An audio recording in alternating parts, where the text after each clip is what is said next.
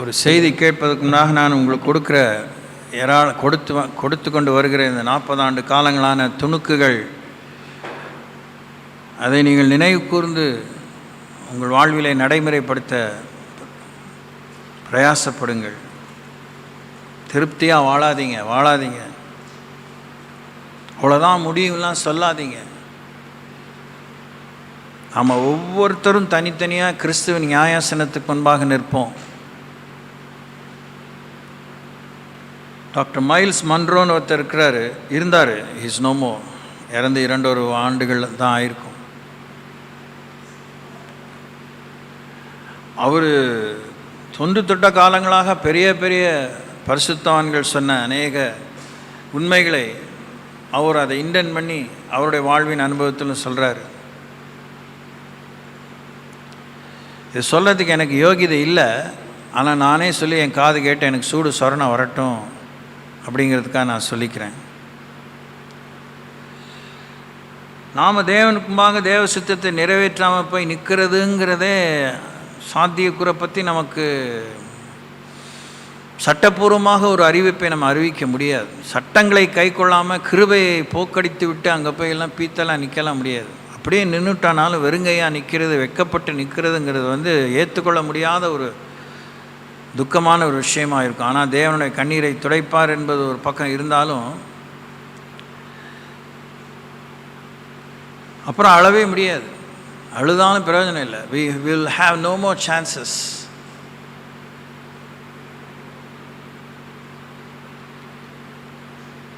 ஆனால் நமக்கு கொடுக்கப்பட்ட ஒவ்வொரு நாளிகையும் மட்டித்தனமாக வெட்டி வீம்பு வைராக்கியம் கொண்டு நாளை நாசம் பண்ணி ஆவி ஆன்மா சரீரத்தை கெடுத்து ஒன்றுத்துக்கும் லாயக்கில்லாமல் கடவுள்கிட்டே போய் சேர முடியாமல் அவிஞ்சு போகக்கூடிய ஒரு வாழ்க்கை நமக்கு இல்லாமல் இருக்கிறதுக்கு முயற்சிப்பது நல்லது. இதெல்லாம் ஜபத்தில் நமக்கு அறிய வேண்டிய, புரிய வேண்டிய, நடைமுறைப்படுத்த வேண்டிய துணுக்குகள். ஜபம் என்பது இறுதியிலே தேவனோடு நாம் கலந்துரையாடி அவருடைய விருப்பத்தை புரிந்து அதை நடைமுறைப்படுத்த நாம் அவர்கிட்ட கேட்டு பெற வேண்டிய பலன், ஞானம். அதுதான் it's a platform, it's a communicational facility. தொடர்பு சாதனம். மிகுந்த சௌகரியங்களை நமக்கு கடவுள் கரத்திலிருந்து கொண்டு வந்து கொடுக்கக்கூடிய தொடர்பு சாதனம். அந்த சாதனத்துக்குள்ளே ஒன்றும் விசேஷம் இல்லை. அந்த சாதனத்தை சரியாக பயன்படுத்தி நமக்கு வர வேண்டிய நன்மைகள் அதை நம்ம ஒரு வடிகாலாக அமைத்து கொள்ள வேண்டியது நம்முடைய தலைப்போகிற கடமை. அதுலேயும் தேவன் முழு மூச்சாக உத்தரவாதம் எடுத்து வரங்கள் என்ற ஒரு காரியத்தை அதில் புகுத்து அவரை நெருங்கி பழக தேவனுடைய நம்மேல் வைக்கக்கூடிய நம்பிக்கையை ஆண்டவர் வைக்கும்படி ஒரு வாசலை திறந்து அவர் நம்மோடு கூட பேசுகிறார், நம்மை நம்ப முன் வருகிறார், தெரியப்படுத்துகிறார். I come forward to trust you.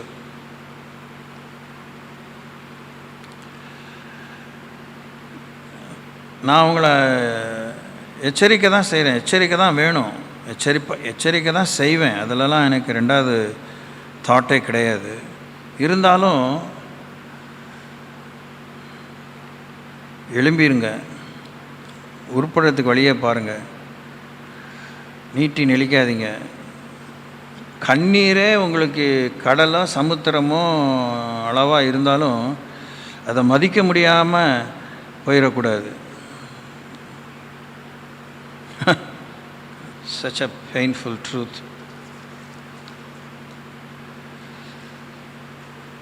So,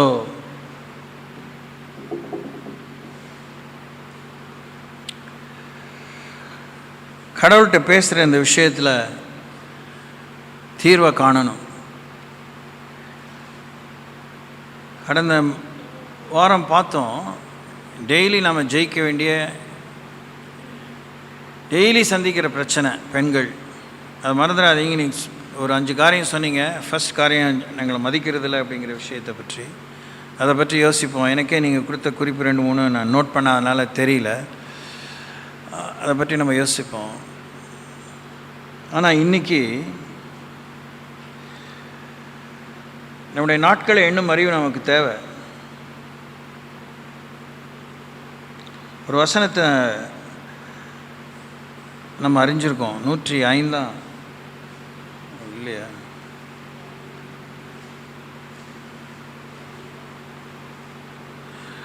105 சங்கீதம் 4 வசனம். The book of Psalms chapter 105 verse 4.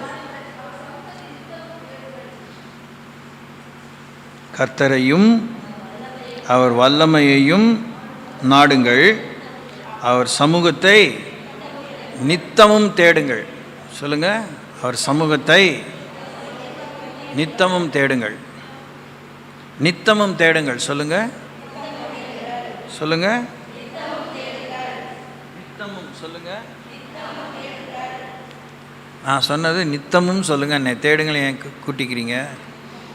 காதில் வாங்க மாட்டீங்க போல இருக்கு. அதுதான் நம்ம பிரச்சனையே. சொல்லுங்க, நித்தமும்.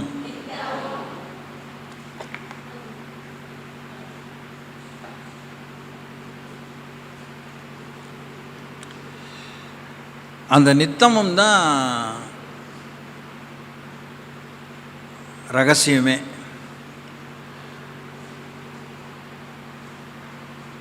ஒரு நாள் கூத்துக்கு மீசையை சரைச்சது போல் கூட்டத்துக்கு வந்துட்டு போகிறது எழுப்புதல் கூட்டம், உபவாச கூட்டம், காத்திருப்பு கூட்டம், முகாம், ஒடுக்க கூட்டம், இப்படிலாம் நம்ம பங்கு பெற்றிருக்கோம். ஆனால் நித்தமுங்கிறது தான் நம்முடைய வெற்றியின் ரகசியம். நித்தமுங்கிறத நம்ம புரிஞ்சிக்காமல் போகிறதும், அசட்டையாக சட்டக்கட்டத்தனமாக அதை அவமதிக்கிறது தான் சாத்தானுடைய முழு வெற்றியின் ரகசியம். ஜெபம் என்கிற இந்த உபகரணம், உறவின் உபகரணம், கடவுள் வாழும், கடவுள் தேவன் உலாவும், அவர் அமர்ந்திருக்கிறாரோ, நிற்கிறாரோ, நடந்து கொண்டிருக்கிறாரோ, அவர் அவர் தூங்குறதில்ல. கடவுளுக்கு படுக்கை இல்லை. வேதத்திலேருந்து நாம் பார்க்கும்போது God does not have a bed to rest. அதை பூமியிலேயுமே சொல்லியிருக்க, மனுஷகுமாரனுக்கு தலை சாய்க்க இடமில்லை. ஸோ அந்த பாஸ்டர் அவர்கிட்ட இல்லை. That is something to really think about. So அவர் சமூகத்தை நித்தமும் தேடுங்கள். இந்த நம்முடைய மன்றாட்டு, இந்த ஜபம், இந்த துதி, ஆராதனை, புகழ், நம்முடைய பேச்சு, பழக்க வழக்கங்கள்,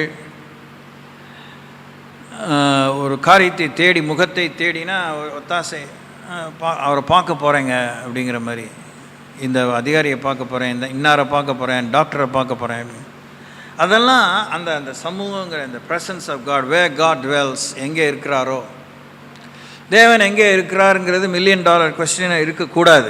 அதுவும் இன்றைக்கி ஆஸ் ஆன் டேட் 2024 மே மாதம் 21 ஜூன் மாதம் 21 வெள்ளிக்கிழமை, தேவன் எங்கே இருக்கிறார் அப்படிங்கிறது உங்களுக்கு தெரியாத ஒரு தங்கமலை ரகசியமாக இருக்கக்கூடாது. அது பட்டவர்த்தனமான ஒரு உண்மையாக இருக்கணும். எங்கே தேவன் லயித்திருக்கிறார்? நீங்கள் புரிஞ்சிக்கிற இடத்துல தான் அவர் இருக்கிறார். நீங்கள் புரிஞ்சிக்க வேண்டிய இடத்துல இருக்கிறார். நீங்கள் புரிஞ்சிக்க முடியாத இடத்துல அவர் இல்லை. நீங்களும் நானும் புரிஞ்சிக்க முடியாத இடத்துல அவர் இல்லை. நாம் புரிந்து உறவு கொள்ள வேண்டிய ஒரு இடத்துல தான் இருக்கிறார், ஒரு நிலையில் தான் இருக்கிறார். தேவன் உடனே வசனம், எல்லா வசனத்தையும் தேவன் தம்மை மறைத்து கொள்கிறார் அப்படின்னு போய் யோசிக்காதீங்க. நீங்களே ஸ்க்ரீன் போட்டுருவீங்க போல இருக்குது. சோத்திரம். ஆமாம், தேவன் தம்மை மறைத்து கொள்கிறாருங்கிற கவலை உங்களுக்கு தேவையில்லை. அவர் கர்த்தரை சமூகத்தை நித்தமும் தேடுங்கள், அவர் சமீபமாக இருக்கல், அவரை நோக்கி கூப்பிடுங்கள். நமக்கு சமீபமும் தூரமும் புரியுதா புரியலையா? புரியணும்.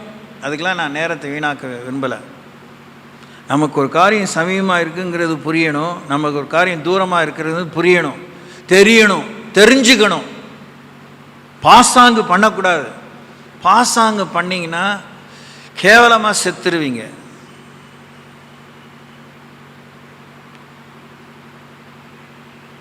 கசப்பான உண்மை. அதனால தான் அதை வேதனையோடு சொல்கிறேன்.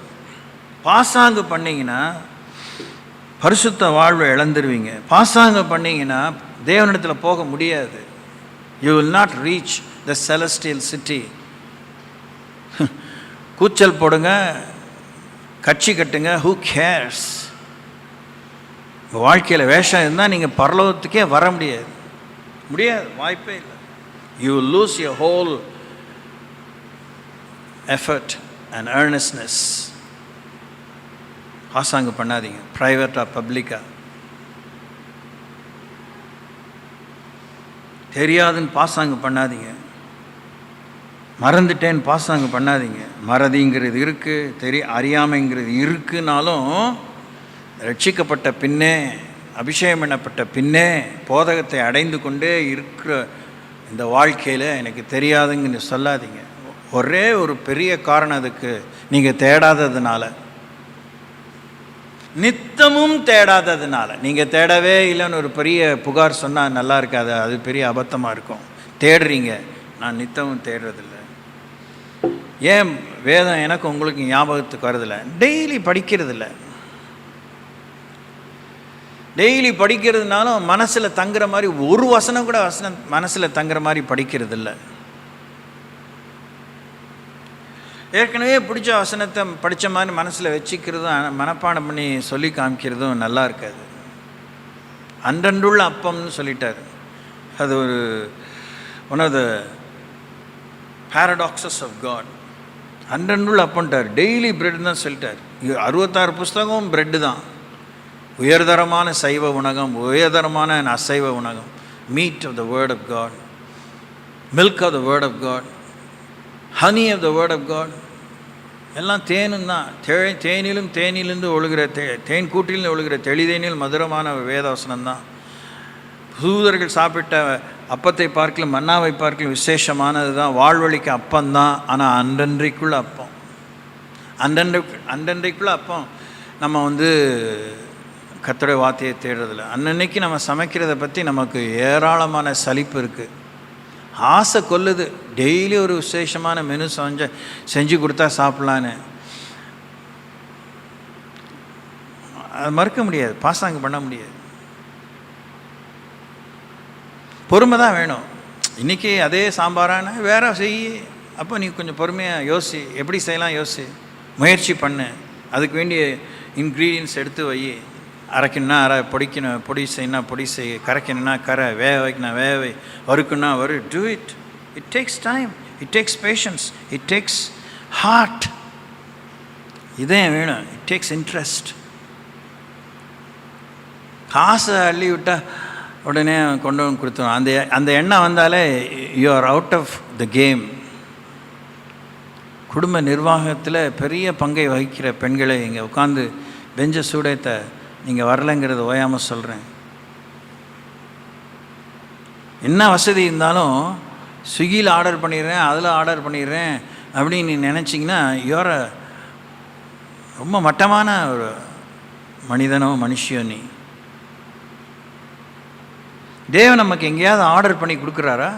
யோசித்து பாருங்கள். அந்த மாதிரி ஸ்டைலே நம்ம ஆராதிக்கிற தேவனத்தில் இல்லை. He makes for us. என் நாமத்தினால் எதை கேட்டால் அதை நான் தருவேன், அது என்கிட்ட இல்லைனால் அதை உனக்கு உண்டாக்கி தருவேன்னு சொல்லியிருக்கிறாரு.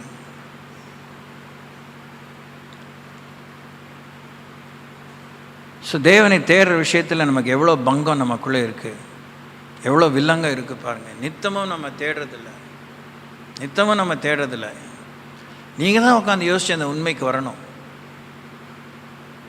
அந்த உண்மை உங்களை அப்படியே உலுக்கணும். ஒரு குளிர் ஜுரம் வந்த மாதிரி, ஜன்னி வந்த மாதிரி அதுலேருந்து விடுதலை பண்ணணும். ஜன்னி வந்தால் நம்ம கொன்னுரும். ஜன்னி தொடர்ந்தால் நம்மளை கொன்னுரும். Rigour, if it continues it will kill. Yes, it will weaken the heart, it will weaken the lungs, it will weaken the vitals. அது ஒரு கான்ட்ராக்ஷன். வழக்கத்துக்கு மாறான அப்படியே கழுத்தை நெரிக்கிற ஒரு சம்பவம் தான் அந்த நடுக்கம், குளிர் நடுக்கம், அந்த நடுக்கம். எந்த ஒரு உயிர் காக்கும் அவயவமும் சுகமாக இயங்க முடியாது. தேவனை தேடும் விஷயத்தை பற்றி தான் சொல்கிறேன், ஜெபத்தை பற்றி தான் சொல்கிறேன். நீங்களே நான் இந்த மாதிரி தான் தரங்கட்டத்தனமாக தான், மட்டகரமாக தான், தர டிக்கெட் மாதிரி தான் நடந்துக்குவேன் நீங்களே தீர்மானம் பண்ணி பரவாயில்லன்னு சொல்லாதீங்க. உங்களுக்கு அந்த மாதிரி நீங்களும் நானும் சொல்லிக்கிறதுக்கு எனக்கு உரிமையே கிடையாது. தரமிக்க மக்களாக குமாரன் குமாரத்திகளுமாக ஆண்டவர் நம்மை உருவாக்கி அன்னகர்களாக படைக்கல, எவ்வளோ நன்றியாக இருக்கணும். ஆனால் அந்த அன்னகர்களுக்கே தேவனை குமாருக்கும் குமாரத்துக்கு இருக்கிற இடத்த விட விசேஷமான இடத்த கொடுப்பேன், ஜப வீட்டில் கொண்டு வந்து அவங்கள மகிழ பண்ணுவேன்னு சொல்லியிருக்க ஒரு சாமி இருக்க போக, மட்ட ரகமாக வாழ்கிறது போல் ஒரு துரோகம், ஒரு பச்சை துரோகம், ஒரு மானங்கட்ட வாழ்க்கை, ஒரு தரங்கட்ட வாழ்க்கை, ஒரு கேடான வாழ்க்கை, ஒரு நன்றி கெட்ட வாழ்க்கை இருக்கவே முடியாது. அதை விட கேவலமாக நான் சொல்லிக்க இஷ்டப்படலை. It applies to every one of us, not only ladies.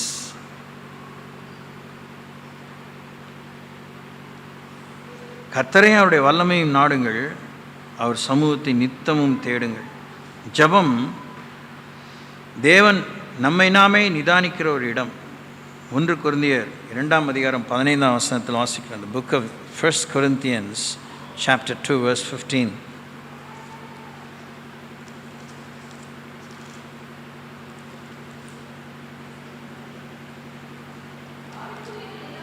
ஆவிக்குரியவன் எல்லாவற்றையும் ஆராய்ந்து நிதானிக்கிறான், ஆனாலும் அவன் மற்ற ஒருவனாலும் ஆராய்ந்து நிதானிக்கப்படான். ஆவிக்குரியவன் எல்லாவற்றையும் ஆராய்ந்து நிதானிக்கிறான். ஆவிக்குரியவன் எல்லாவற்றையும் ஆராய்ந்து நிதானிக்கிறான்.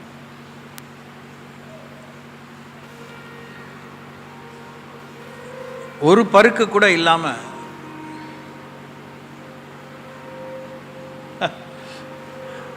அரிசி வீட்டில் தீர்ந்து போச்சு. அந்த அளவுக்கு ஞாபகம் இருந்துச்சு. இதோ சாயந்தரம் வாங்கினேன், இதோ காலையில் வாங்கினேன், இதோ வீட்டுக்கு போகும்போது வாங்கினேன் இருந்துச்சு. ஞாபகத்தை பிடிச்சிக்கிட்டு கரெக்டாக ஞாபகம் மறதின்னு ஒன்று இருக்குது, பிரச்சனை இருக்குது அப்படின்னா முடிஞ்ச அளவுக்கு வீட்டுக்குள்ளேருந்து வெளியே வந்து வாங்கத்தான் வேணும், வாங்கி தான் அவனில் போகிற வழியிலே செஞ்சுருக்கணும். விட்டுட்டு நாளை காலையில் அரிசி உலைய போகிறதுக்கு அரிசி கொஞ்சம் கூட இல்லையே நினைக்கும் போது எவ்வளோ லேட்டானாலும் சரி பரவாயில்ல, எந்த கடை திறந்துருக்கோ அதில் வாங்கிட்டு போவோம், அதுக்கப்புறம் கொஞ்சமாச்சும் இப்போதைக்கு வாங்கிக்குவோம், அதுக்கப்புறம் யோசிப்போம். நிதானம் உங்கள் ஆவி ஆன்ம சரீரத்தை பற்றி, உங்கள் வாழ்க்கையை பற்றி, உங்கள் ஈடுபாடை பற்றி, உங்கள் உறவை பற்றி, உங்கள் அர்ப்பணத்தை பற்றி. நீங்கள் குடும்பத்துக்கு என்ன செய்கிறீங்கிறதே மாத்திரம் கணக்கு வச்சு யோசிக்காதீங்க. ஒரு குடும்பத்தில் உங்களை வச்சு தேவனுக்காக நீங்கள் எப்படி இருக்கீங்க, தேவன் உங்களுக்கு எப்படி இருக்க அனுமதிக்கிறீங்க, தேவனோடு கூட உங்களுக்கும் தேவனுக்கு இருக்கிற உறவாலே நானும் என் வீட்டார் என்றால் கர்த்தரே சேவிப்போம் என்கிற மாதிரி உங்கள் வாழ்க்கை எப்படி மலர்ந்திருக்கிறது. கர்த்தரா இயேசு கிறிஸ்துவ விசுவாசி அப்போ நீ வீட்டார் ரட்சிக்கப்படுவீங்க இந்த அளவுக்கு உங்கள் வாழ்க்கையில் எவ்வளோ இன்ஃப்ளூயன்ஸ் பெருகி இருக்குது. how much you carry the presence of God, the glory of God. அதுக்கு தான் நிதானம். தத்துவம் இல்லை இது. ஏன் ப்ரேயர் நமக்கு ஒரு அலாதி மோகமாக இல்லை. எனக்கு ஜெபிக்கிறதுனா ரொம்ப பிடிக்குன்னு சொல்லியிருக்கிறீங்க, எல்லாருமே சொல்லுவாங்க, எல்லாரும் தேவ பிள்ளைகள் சொல்லிக்கோங்க. என்ன சொல்கிறோம் அப்படின்னா, what do we say when we like to pray more? நிறைய ஜெபம் பண்ணணுன்னா எனக்கு ஆசை பிடிக்கும் அப்படின்னு என்ன பண்ணுறோம் அப்படின்னா என்ன ஆயிருக்கணும்? உங்கள் எல்லாரிலும் நான் அதிகமாக பாஷைகளை பேசுகிறேன் பவுல் சொல்கிறார். அதனுடைய விளைவு என்ன? அவருடைய ஊழியம் இந்த 14 நிருபங்களை எழுதியிருக்கார். அதில் ஒரு நிருபம் தான் டிபேட்டாக ஒரு விவாதத்துக்குள்ளே தான் இருக்கார். பவுல் தான் எழுதினா எல்லாரும் ஓரளவு கருதுகிறாங்க, ஒரு சிலர் நிச்சயமாக இல்லைங்கிறாங்க. அந்த எபிரேய நிருபம் அதை விடுங்க, மற்ற 13 நிருபம் எழுதியிருக்கார். அவரே ஒரு நிருபமாக வாழ்ந்திருக்கார். நான் கிறிஸ்துவை பின்பற்றுகிறது போல நீங்களும் என்னை பின்பற்றவர்களாகுங்கள் சொல்லியிருக்கிறார். உங்கள் ஜெப வாழ்க்கை எப்படி இருக்குது? you like to pray more? How much have you changed? How much are you transformed? எவ்வளோ மருவம் ஆகிருக்கீங்க, எவ்வளோ குணம் மாறி இருக்கு, எவ்வளோ நிறம் மாறி இருக்கு. நிறம்னா உங்களுடைய ஒவ்வொரு நேரம் ஒரு மாறுது பார்த்தீங்களா, பச்சோந்தி மாதிரி. அதான் இந்த கருப்பு வெள்ளையை பற்றி சொல்லலை, ப்ரௌன் வீட்டிஷ் இதெல்லாம் பற்றி சொல்லலை.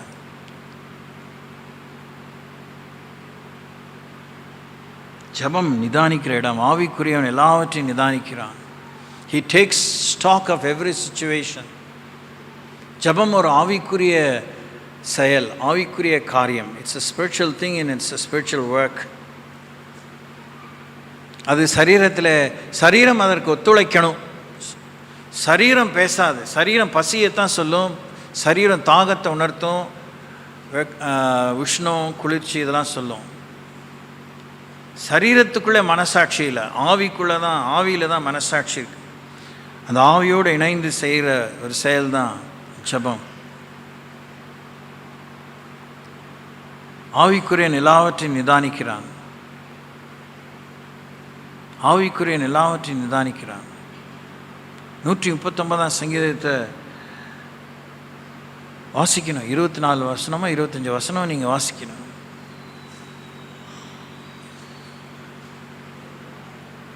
அவன் மற்ற ஒருவனால் நிதானிக்கப்படான், ஆராய்ந்து நிதானிக்கப்படான். ஆராய்ந்து நிதானிக்கிறான்னு சொல்லப்பட்டிருக்கு. ஆவிக்குரிய எல்லாவற்றையும் ஆராய்ந்து நிதானிக்கிறான். நம்மளை ஆராய்ந்து பார்த்தா நமக்கே நிறைய அதிர்ச்சி இருக்கும். அடக்கி வாசிப்போம், அடக்கி பேசுவோம். மற்றவங்களை ஏத்தமாக யோசிக்கிறதுக்கோ மட்டமாக யோசிக்கிறதுக்கு முன்னே, நம்மளை பற்றி எண்ண வேண்டியதுக்கு மிஞ்சி எண்ணுறதுக்கு துணிகரம் வரத்துக்கு முன்னையே நம்முடைய யோகிதைகள் நமக்கு தெரியும், நம்முடைய வரையறைகள் நமக்கு தெரியும், நம்முடைய பற்றாக்குறை நமக்கு தெரியும். தெரியலலாம் சொல்லக்கூடாது. அந்த மாதிரி மண்டுகளாலாம் இருக்கவே முடியாது. இயேசுவை அறிந்தவர்கள் பேதைகளாக இருந்தாலும் திசைக்கிட்டு போவதில்லைன்னு சொல்லி நெத்தியடியாக ஒரு வசனம் எழுதப்பட்டிருக்க. நான் ரப்பர் ஸ்டாம்ப்பு படிக்காதவன்னு சொல்ல முடியாது. படிக்காதவங்க தான் மேதையாக இருக்க முடியும். படிக்காதவங்களுக்கு தான் ஆவியானவர் ஏராளமாக உதவி செய்வார், அபிஷேகிப்பார், நன்மையை வழங்குவார். ஐம்புலன்களும் உடற்கூறுகளும் சரியாக இருக்கிற ஒரு ஆணாக பெண்ணாக இருக்கிறவனை விட ஒரு 3ஆம் பாலினத்தினராக இருக்கிறவனுக்குள்ள உண்மை இருந்தால், அவன் ரட்சணையை கண்டா அவனை ஆண்டவர் அப்படி மாற்றுவேன்னு சொல்கிறார், அவனை மகிழ பண்ணுவேன்னு சொல்கிறார், அவனை மதிப்பேன்னு சொல்கிறார், கனப்படுத்துவேன்னு சொல்கிறார். நம்மளை தெருவில் விட்டுருவாரா? So prayer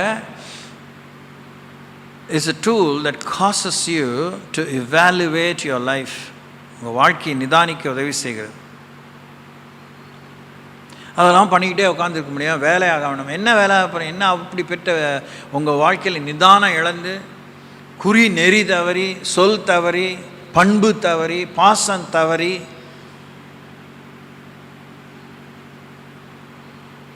காய்மகாரமும் பொறாமையும் கசப்பும் துர்ப்புத்தியும் காரிய கிறுக்குத்தனமும் எல்லாம் என்ன வாழ்ந்து என்ன பிரயோஜனம், என்ன சாதிச்சு பிறகு எதுக்கு இயேசு நாமத்தை உபயோகிச்சு இன்னும் வேறு பிரச்சனையை சேர்த்துக்கிட்டு? அந்த மாதிரி ஒரு துர்ப்புத்தியோடு நம்ம இயேசு நாமத்தை உபயோகிச்சா என்ன பண்ணுறோம்? ஸ்ட்ரெயிட்டாக பரிசுத்த குலைச்சலாக்குகிறோம். We desecrate the name of God. அது ஒரு மார்டல் சின். அது பெரிய நியாய தீர்ப்புக்கு காரணம், கொடிய நியாய தீர்ப்புக்கு காரணம். மரணத்தாலே தான் அதை தேவன் சந்திப்பார். மரண தண்டனைக்குரிய பாவம் தேவ தூஷணம் சொல்வது. ஆனால் பழகி போயிட்டோம் பாருங்கள். We don't think at all. நினைக்காமே அந்த மாதிரி தப்பாக போயிட்டுருக்கோம்.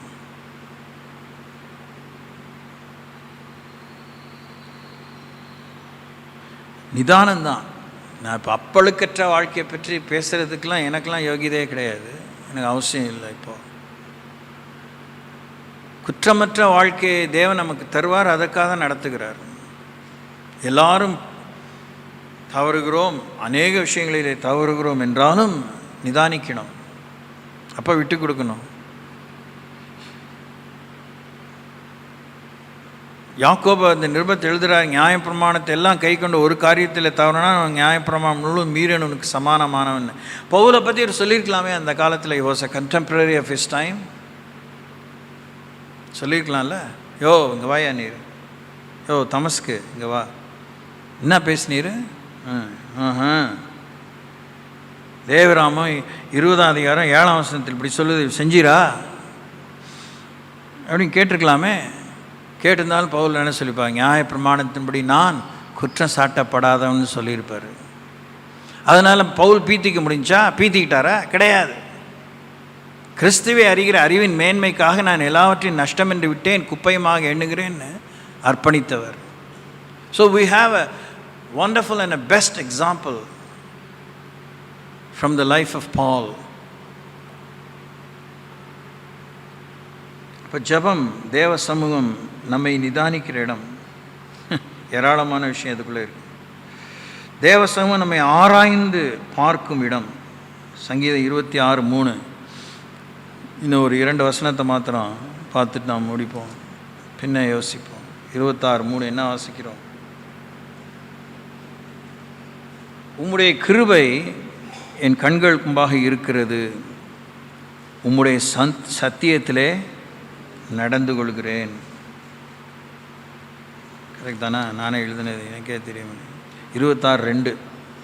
கர்த்தாவே, என்னை பரீட்சித்து என்னை சோதித்து பாரும், என் உள்ளிந்திரியங்களையும் என் இருதயத்தையும் புடமிட்டு பாரும். இதை நம்ம செய்யும்போது ஆத்ம பாரம் நமக்கு வரும். இந்த மக்களுடைய போராட்டத்தை பற்றி தேவனத்தில் எடுத்து சொல்கிறதுக்கு அவங்க அந்த நிலையில் போராடுறாங்க. நமக்கு எல்லாம் இருந்து எவ்வளோ போராடுறோம்? அதான் கேட்டேன் போன வாரத்தில். எல்லாம் இருந்து, எல்லா சௌகரியம் இருந்து, இயேசுவே இருந்து, ஆண்டவர் இருந்து, பிதா இருந்து, ஆவியானவர் இருந்து, வரங்கள் இருந்து, வல்லமை இருந்து, அபிஷேகம் இருந்து, ஆட்டுக்குட்டியான ரத்தம் இருந்து, தேவ தூதர்கள் கோடி கோடியாக இருந்து, மூச்சை போட்டுக்கிட்டு இருக்கிறோமே, அணைத்திக்கிட்டு இருக்கோமே, இங்கே வலிக்குது அங்கே வலிக்குது, இதை பண்ணுது அதை பண்ணுது, ஒரு ஆவலிலே ஆற்றலிலே ஒழுங்கினம் இருக்கே, பின்மாற்றம் இருக்கே, அப்படியே தூரம் இருக்கே, எல்லாமே நம்மே நியாயப்படுத்திக்கிறோமே, அப்படி அல்லன்னு சொல்லிகிட்டு இருக்கோமே, என்னத்தை கேட்டுற முடியும்? எனக்கு சுதந்திரம் கொடுத்துக்கா இருந்துட்டு இருக்கிறோமே. அதெல்லாம் ஒன்றுமே இல்லாதவங்க இந்த ஜனங்க, அஞ்ஞானிகள், அசுத்த ஆவிகளை கும்பிடுகிறவர்கள், செத்த ஆவிகளை கும்பிடுகிறவர்கள், நம்முடைய பார்வையில் விக்கிரகங்களை கும்பிடுகிறவர்கள், மதுபானத்தை நாடுகிறவர்கள், பெண்களை ஆண்கள் ஆண்கள் பெண்களை நாடுகிறவர்கள், வாலிபர்கள் மீறி நமக்கு எல்லாம் இல்லை. கம்ப்ளீட்டாக ஒரே ஃபென்ஸ் போட்டு தானே, வேலி போட்டு தானே காக்கிறார். ஏன் நம்மளால் வாழ்ந்து சாதனையை நிற்க முடியல, சாதனையை காமிக்க முடியல? ஏன் நம்மளை பார்த்தோன்னா ஒருத்தனுக்கு வெளிச்சம் தெரியல? ஏன் நமக்கே கடவுளுடைய விஷயங்களும் நாட்டு நடப்பு நமக்கே தெளிவாக புரியல? என்னென்னமோ நடக்குது இந்த காலத்தில்.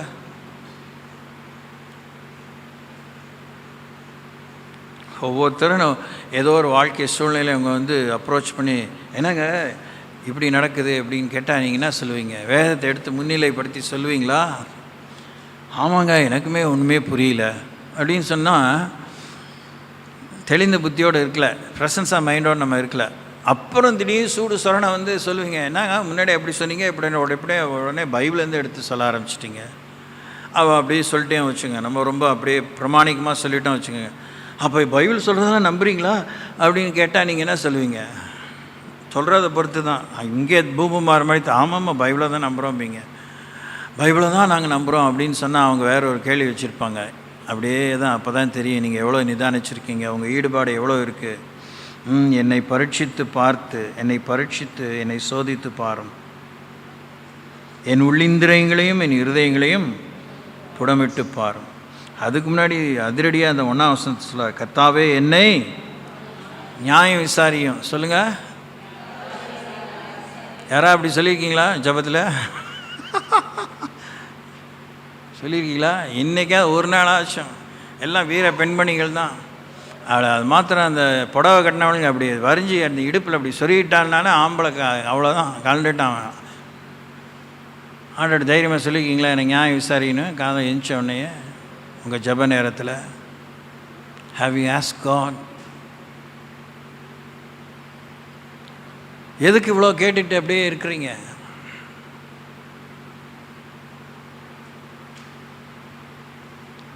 நான் என் உத்தமத்திலே நடக்கிறேன், நான் கர்த்தரை நம்பி இருக்கிறேன், ஆகையால் நான் தள்ளாடுவதில்லை. தாவீது சொல்கிறாரு.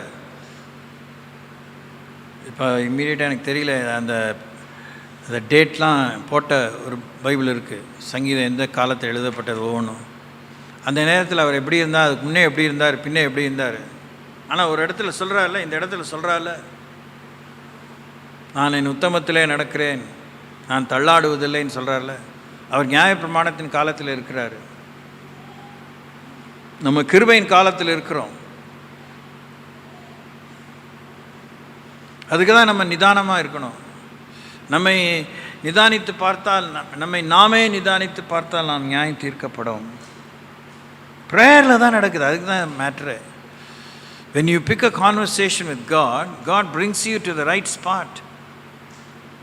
நம்ம எப்படிலாம் அண்டர்ஸ்டாண்டிங் இன்றைக்கி சபைகள் ஆயிடுச்சுன்னா, எப்படி போனாலும் ஏற்றுக்குவார், அவர் எல்லாம் புரியும். எப்படி நம்ம நினச்சிட்டோன்னா, காலங்கத்தால் இந்த பிள்ளைங்க எழுதும்போது சின்ன குழந்தையோ நம்ம மஃபினா பேர் என்ன ஏமியாக இருந்தாலும் யாராக இருந்தாலும் குழந்தை எந்திரிச்ச உடனே எப்படி குளிப்பாட்டின மாதிரி சுத்தமாக இமேக்குலேட்டாக வந்து இருக்கிறது. அது ஜொல்லு விட்டுருந்துருக்கும், என்னத்து அப்படி தான் பிள்ளையை தூக்கும் கழுவோம். அது மாதிரி தான் ஆண்டா நம்மளை இது பண்ணுவார், ஏற்றுக்குவார். நம்மளா மைண்டில் குக்கப் பண்ணிக்கிட்டோம். அப்படிலாம் கிடையாது. That's not the way God deals with us. அவர் நம்ம அவர் ரத்தத்தாலே கழுவிட்டார்னா நம்ம தான் அதை மெயின்டைன் பண்ணிக்கணும். Praise the Lord, praise the Lord. சத்தமே இல்லை. ஆமாம், நாம் டெய்லி என்ன ஏமியா 7 கழுத வயசு ஆகியிருக்கும். ஆண்டவரே என்னை அப்படியே தூக்கி கொஞ்சி என்னை எல்லாம் சுத்தம் பண்ணி என்னை வந்து ஸ்பாஞ்சு பாத்து கொடுங்க, அந்த பாத்து கொடுங்க, இந்த பாத்து கொடுங்க, டயப்பர்ஸை மாற்றுங்க அப்படிலாம் சொல்லுவோமா? What a shame on us if we will say that. யோசிங்க லேடிஸ், வேணும்னா கடவுளை வந்து தரையை விட கீழே கொண்டு போய் வச்சுருவோம். இல்லைன்னா நம்மளே எட்டி பிடிக்காத உயரத்தில் எங்கேயோ கொண்டு போய் வச்சுட்டு எங்கேயோ போயிட்டார், வைக்க தெரியல, எங்கேயோ வச்சேன்னு தெரியல, அதை எட்டி பிடிக்க முடியலன்னு சொல்லுவோம். இந்த வேஷம், இந்த பாசாங்க தான் அதுக்கு ஆகாதுங்கிறேன். அவர் நேற்று இன்று என்று மாறாதவராக இருக்கிறார். அவர் ஸ்தானம் தப்பி இடம் மாறி அலைகிற ஒரு நட்சத்திரம் இல்லை. He is God. He is an everlasting king. God is not running around an orbit. அவர் எல்லாம் சுழலும்படி அவர் தான் வட்டத்தை உண்டாக்கியிருக்கார்களே, அவர் ஒரு வட்டத்துக்குள்ளே இல்லை. அவர் எல்லாவற்றையும் ஆளுநர். அல்லேலூயா. ஸோ ஜெபம் நம்மை ஆராய்ந்து பார்க்கிற இடம். ஆராய்ந்து பார்த்து சீர்திருத்தத்துக்கு ஒப்பு கொடுத்து முன்னாடி போயிட்டே இருக்கணும். எத்தனையோ முறை பாலை வந்து நம்ம ஃப்ரிட்ஜில் வைக்கிறோம். இந்த மாதிரிலாம் நேற்றுக்கெலாம் இன்றைக்காலாம் அத்தனை தர பவர் கட்டு,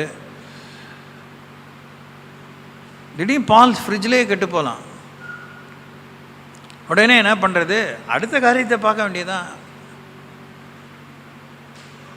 காப்பி குடிச்சு தான் ஆகணும் அப்படிலாம் ஒன்றும் இல்லை. இதெல்லாம் இப்படி செஞ்சு தான் ஆகணும் இல்லை, உடனே திருத்திக்கணும். So it should be ready enough to make ends meet. அந்த ஆய்வில், அந்த நிதானத்தில் நம்ம நிதானம் தவறின காரியத்தை சீர்திருத்தி கொள்ள ஆவலாக இருந்து ஒத்துழைக்க ஆரம்பிக்கணும். யார் தான் தவறலை, யாருக்கு தான் பால் கெட்டு போகலை அப்படிலாம் பேசக்கூடாது. நம்ம அஜாக்கிரதையினால பால் கெட்டு போச்சா, நம்ம விரல் பட்டுச்சா, ஏதோ பட்டுச்சா, அதை தான் யோசிக்கணும். என்ன கெட்டு போகாமே இருக்குமா அப்படிலாம் பேசினா அவரும் வாங்கி கொடுக்காமே டெய்லி வாங்கி கொடுத்துட்டே இருக்க முடியாமல் வீட்டுக்காரர் சொல்லுவார், தோத்திரம் என்ன இப்படி மூச்சு, பிரைஸ் தி லார்ட். அவ்வளோதான். கடவுள் அப்படி தான் பதில் சொல்லுவார். குட்டை கூணைங்கிறமா நீ வந்து அட்டாசம் பண்ணிகிட்டே இருப்போம், நான் இடுப்பில் தூக்கி வச்சுக்க நினைக்கிறியா, நொண்டை விட்டுருவார். சோத்திரம்.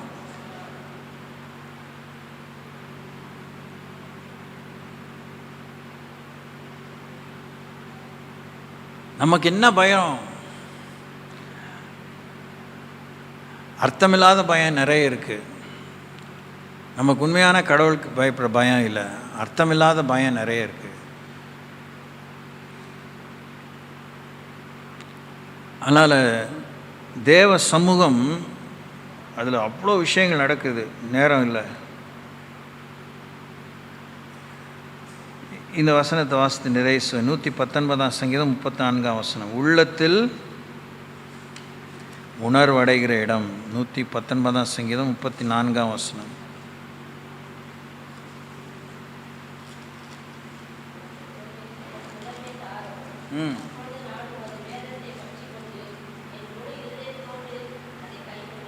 ஆமென்.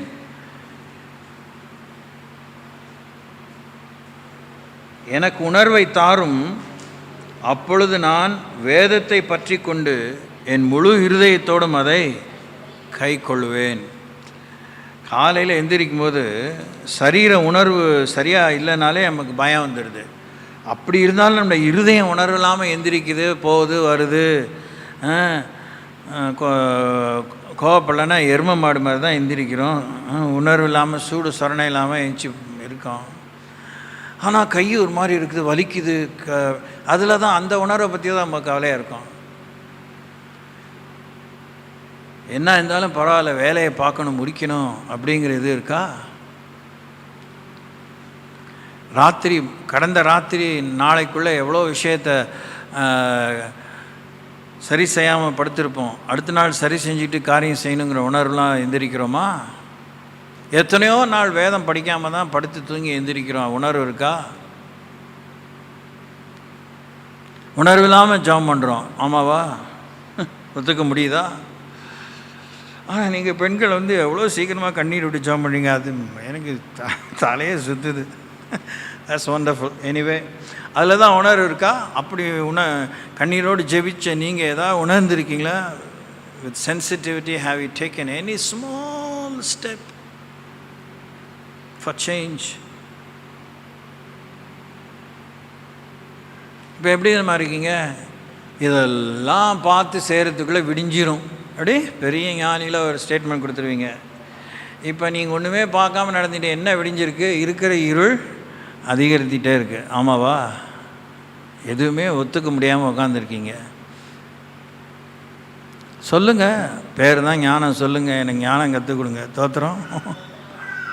ஆமாவா இல்லையா? எழும்புங்க. ஏன்னா வீட்டுக்கு போகணும்ல. நான் சொல்லிக்கிட்டே இருப்பேன், எனக்கு வேலை அதுதான். எழும்புங்கன்னு தமிழில் தானே சொன்னேன். ஸ்டாண்டப்.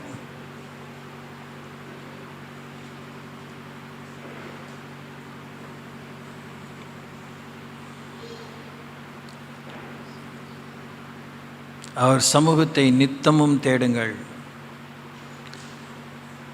ஏன் நமக்கு சுகவீனம் நீடிக்கிறது?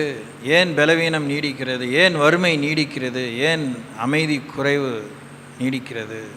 ஏன் சந்தேகம் நீடிக்கிறது? முயற்சி எடுக்கலை, நித்தமும் தேடலை. there is no perseverance. விடாமுயற்சி இல்லை.